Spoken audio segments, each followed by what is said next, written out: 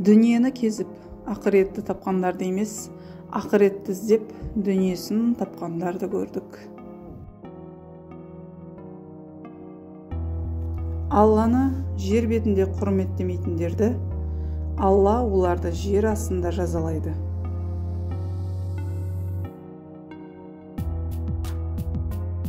Кімнің сөзі көбейсе, оның қатесі көбейеді. Ақмақтардың міндеті баяндау, ал ғалымдардың міндеті бағыну.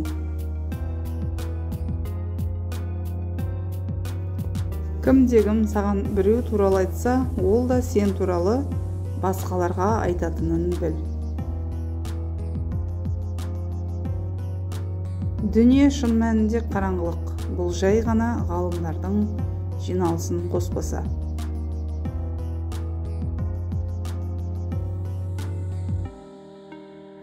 Әр күн батқанда бір азаюың бар. Дінге сенуші өз нәпсісінің билеушісі болуы керек.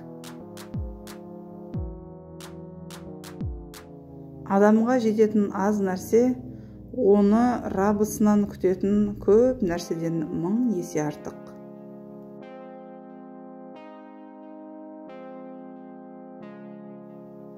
Өлім дүние тіршілігін түкке тұрғысыз етіп, дана халыққа қуануға мүмкіндік қалдырған жоқ.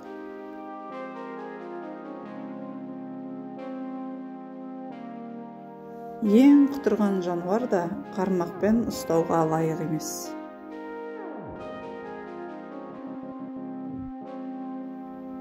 Жоқшылық, ауру және өлім болмағанда, адам баласының басы менмендіктен көтерілмес еді. Екі ақшасы бар адам, бір ақшасы бар адамға қарағанда, дүниеге көбірек сараң болады.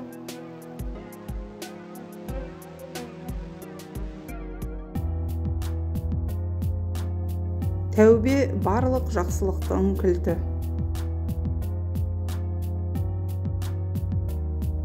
Көп намаз оқимын деп мақтанба. 1000 жыл шайтанның намазы не болғанын ойла.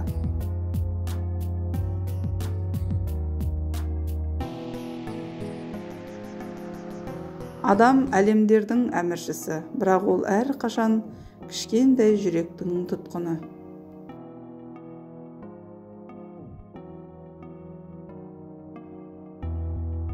Құраннан артық байлық, одан айырылу сияқты кедейлік жоқ.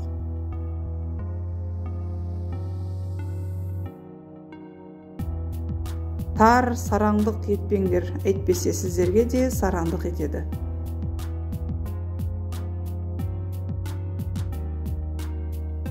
Адамдарды сөзіңізбен емес, ісіңізбен кеңес беріңіз.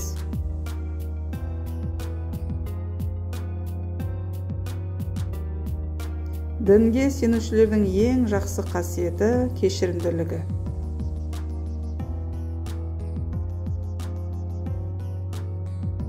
Ешқашан біреудің махаббатына ие боламын деп, бір кісіні болмасын өзіңе дұшпан етпе.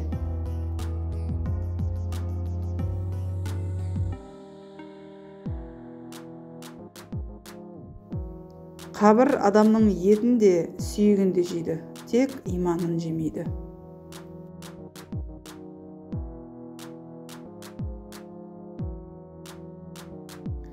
Біреуді көргенде ол менен артық деген адам әркімнің сөзіне ергіш.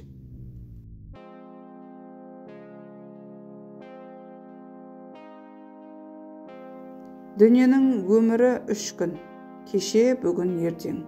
Кешегі күн өтті, ертеңгі күн белгісіз. Сондықтан бүгінгі күнді қадірлеу керек.